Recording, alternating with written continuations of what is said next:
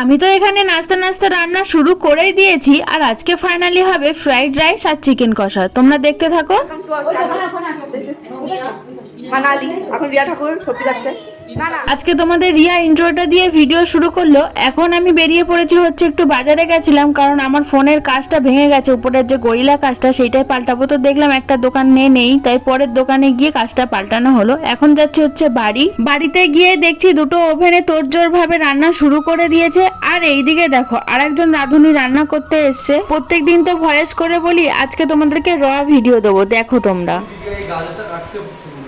তাকাও কে তুমি কেটেছো, সেই অমনি বললো।